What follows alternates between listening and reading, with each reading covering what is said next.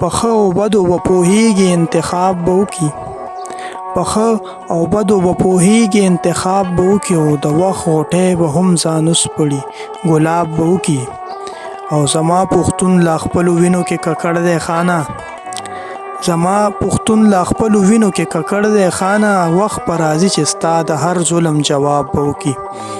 بسم الله الرحمن الرحیم السلام علیکم مینوالو زه ذیشان احمد ذیشان د خپل پروګرام ځلانده ستورو سره یو ځل بیا ستاسو په درون خدمت کې حاضر یم په دې هیله چې روغ جوړ او خوشحاله وئ نن چې د کوم شخصیت سره زمونږ مرکه را جوړه شوې ده یقینا چې دا ډیر خوږ ژبی شاعر دی او د دې کلامونه خلک ډیر زیات خوښوي او زمونږ خوش قسمتي ده چې دې سره زمونږ نن ناسته جوړه شوې ده زاهد صاحب ستاسو ډیره مننه کوو چې موږ ته خپل قیمتي ټایم راوبخلو مهرباني وکړې ډیره مهرباني الله دې ستا عزت وکړي چې تا د دومره مصروفیاتو سره موږ له ټایم راکړو او موږ به چې تا سره مخاطب شو ډیره مننه کوم ستا یو جهان مننه کوم ستا خوشحاله اوسئ زاهد صاحب تاسو د هیڅ چا نم پټ نه یئ خو غواړو به چې په خپله خوږه ژبه را سره خپله پیژنګلو وکړئ زه د ضلع صوابۍ کلي اوسیدونکی یم په صوابۍ کې د کوټې کلي اوسیدونکی یم کوټه زما کلی دی او اوس فلحال په اسلامیه کالج کې په پښتو ډپارټمنټ کې په حیثیت د یو PN کار کوم او تعلیم چې کوم دی نو دا ما د اسلامیه کالجیټ سکول نه د KG نه تر 10مه پورې حاصل کړی دی زه د کالجیټ سټوډنټ یم او د شاعرۍ شروعات چې دی نو دا خو تاسو ته پته ده چې بس دا خو د ماشوموالي یو خاصیت وي چې الله په چا کې ایښی وي نو په ما کې دا خاصیت الله پاک د ماشوموالي نه ایښی و او د ورکوټوالي نه ما دا شعرونه میرونه لیکل نو بس الله پاک ته به دغسې منظوره وه چې اوس رانه یو ورکوټی غوندې شاعر جوړ شوی دی شاعر خو نه یم خو به هر حال د شاعرانو هوا وهلي یو د عباسین صاحب مننه کوو چې څنګه چې تاسو وویل چې شاعر جوړیږي نه شاعر پیدا کیږي خو دا راته ووایي چې باقاعده آغاز هم کله نه وکړو یو خو هغه وي چې خلک بس ګډ وډ لیکي خو باقاعده چې کله ستاسو غزل ته غزل وویلی شو دا آغاز هم کله نه کړی دا آغاز خو ما د 10 نه کړی او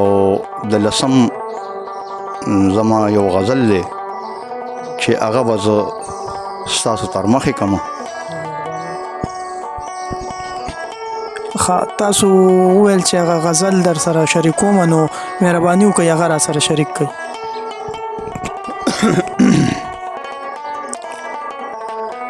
لکه ماشوم چې لاس کې مم وخوړو لکه ماشوم چې لاس کې مم وخوړو داسې مې زړه د یار ستم وخوړو د وصال شپه په تنهایۍ تېره شوه د وصال شپه په تنهایۍ تېره شوه زړه مې سلګو کلم کلم وخوړو ستا د راتلو سحر ماښام شمارمه ستا د راتلو سحر ماښام شمارمه جانان د نه راتلو قسم وخوړو باغ کې د ګل غوندې اشنا ګورمه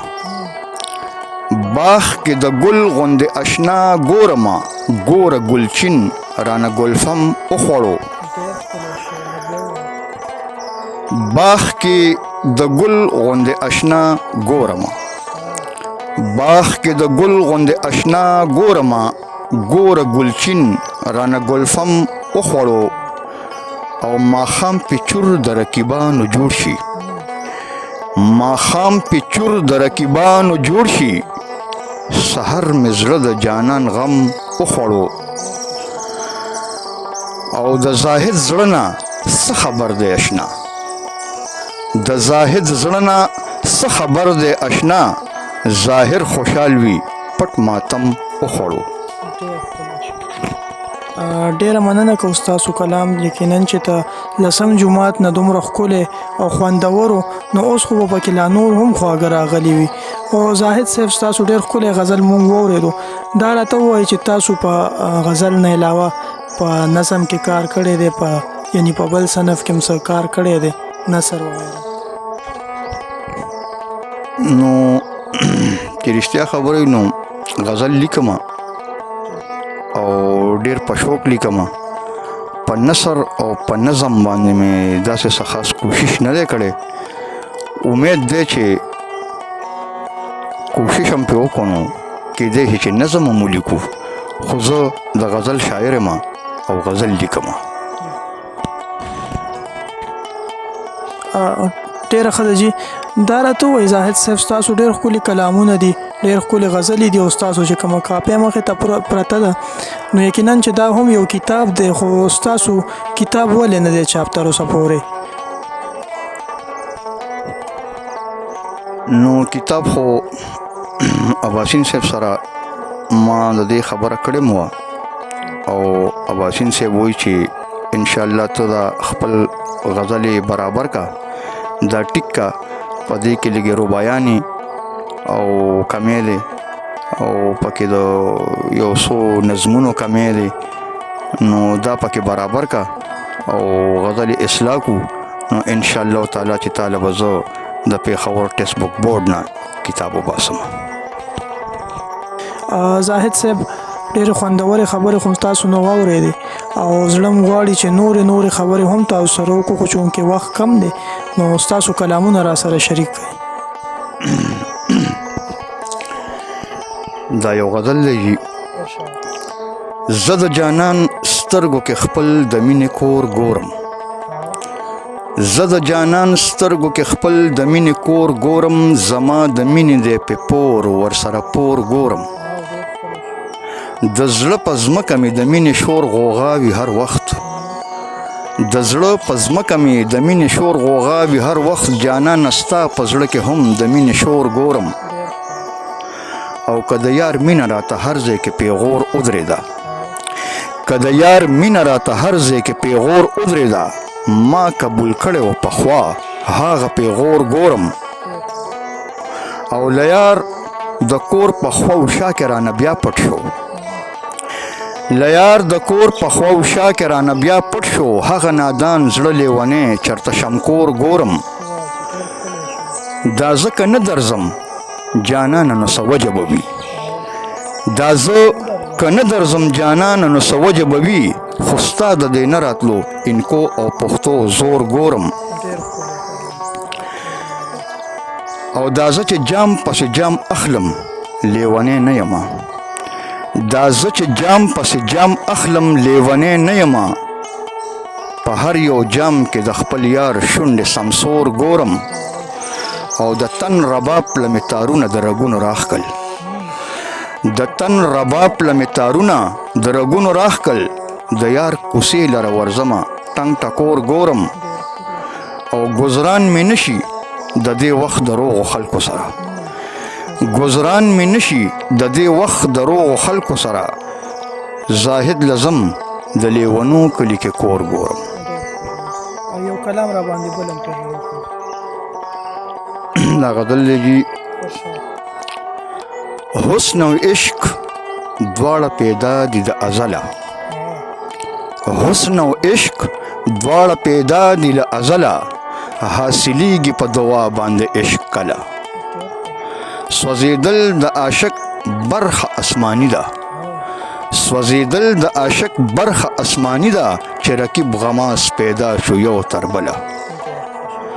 او دم په دم مې عشق په زړه کې راخوټ کېږي دم په دم مې عشق په زړه کې راخوټ کېږي ستا د یاد ډیوه چې ځان ته کړمه بله او په لیندو روزو باڼې لکه غشي په لیندو روزو باڼې لکه غشي بیا د زړونو ښکار کوي راغله بلبله او پرېږده چې لږ ښه پکې لاهو شم پرېږده چې لږ ښه پکې لاهو شم ما دا هر څه په ځان کړي دي پخپله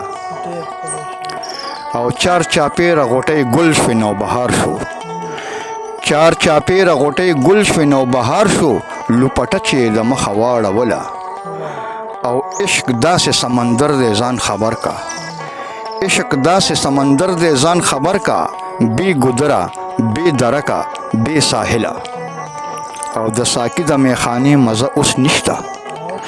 د ساقي د میخانې مزه اوس نشته چې پیاله مې ستا د شونډو وڅکله او تن زما لکه فولاد زړه مې ریخم دی تن زما لکه فولاد زړه مې ریخم دی جانان تن باندې ریخم په زړه سنګدله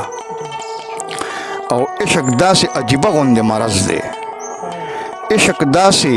عجیبه غوندې مرض دی تور بورا تاویږي چار چاپیر د ګله او عشق پروا د چا د تاج او د تخت نکړي عشق پروا د چا د تاج او د تخت نکړي محمود زکه د ایاز مینه کوله او که د عشق په لار کې ړوند شم خفه نه یم که د عشق په لار کې ړوند شم خفه نه یم چې سنګل نه مې وي تاو د یار سنګله او تا په ګورو ګورو زلفو چې مخ پټ کړو تا په ګورو ګورو زلفو چې مخ پټ کړو که سپوږمۍ مې په وریس کې ولیدله او ما زاهد د مرګ په لوري که روان کړې ما زاهد د مرګ په لوري که روان کړې وایم دا چې مرګې نشته بې اجله ډیره مننه کوم زاهد صاحب هغه کلام را سره شریک کړئ چې تاسو په اباسین صاحب باندې لیکلی جناب ډاکټر اباسین یوسفزی صاحب چې ما په دا یو څو مات ګوټ ټکي راغونډ کړي دي د غلطۍ پکې بخښنه غواړم ستا هر لفظ دور مرجان دی شاعرۍ کې د یو راز دی ستا له پوهې له کبله هر بچی پې نن ممتاز دی د بل چا د چرګ پولو نه ناز دې کړی په خپل پیاز دی مشرانو هم ویلي وای پیاز دی خو په نیاز دی د علم ادب میدان کې لوی حاصل درته اجاز دی دغه ستاسو برکت دی دغه ستاسو مشقت دی ستا مثال ملا کې د تیر دی سم مینار پاکستانی د پوهانو په نظر کې ډیر عظیم او لوی انسان ته د علم خزانه یو رڼا چراغان دا چمن پتا خیراز دی ته مالی ته دهقان نه د حد نه د پایوشته سمندر بس روانې هلکان که جنکۍ دي څه زامن څه د بچی دي ستا خولې نه تیاریږي یوه وینه په بدن کې په محنت ستا راټوکیږي سره ګلونه په چمن کې چې ته ستړی شې ستومان شې ښکلا راشي په گلشن کې ځان د وقف کړلو کامله برکت د شپه ژوند کې استاد ادیب شاعر یې بریالی شي په وطن کې حق له د بچي چې یوه چغه یو اواز شي نو وایم زه زاهد چې اباسین صاحب سرفراز شي ډیره مننه کوجي دا زاهد صاحب ډیره مینه د اباسین صاحب د پاره وه چې په خپلو الفاظو کې راټوله کړې وه هیله لرم چې ستاسو به هم خوښه شي بیا به راځو د یو نوي شاعر سره تر هغې پورې د الله په امان